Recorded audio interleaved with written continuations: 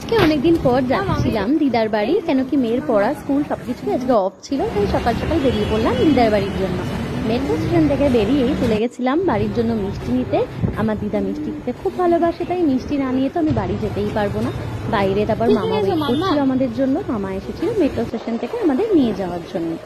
কিছু কেনাকাটা ছিল, কেনাকাটা করার পরই বাড়ির সামনে চলে এলাম। বাড়ির সামনে এসেই মনটা খুব ভালো লাগছিল, কেন কি অনেক দিন পর আজ সবার সাথে দেখা হবে। তার সাথে মনটা একটু খারাপও ছিল, কেন কি আমি থাকতে পারবো না, আমাকে তাড়াতাড়ি বেরিয়ে পড়তে হবে। আমি তো বাড়ি এসেই চলে গেলাম ফ্রেশ হতে, আর মেয়ে উঠে পড়েছিল মামার কোলে। ফ্রেশ হয়ে রান্নাঘরে এসে দেখি মাসি আমাদের জন্য রান্না করছিল। দুপুর হয়ে গেছিল আর আমার পেয়েছিল ভীষণ খিদে, তাই তাড়াতাড়ি লাঞ্চটা সেরে ফেললাম। রান্না করেছিল আমার দিদা আর মাসি, তো অনেকদিন পর আমার দিদার হাতে রান্না খেয়ে খুব ভালো লাগলো।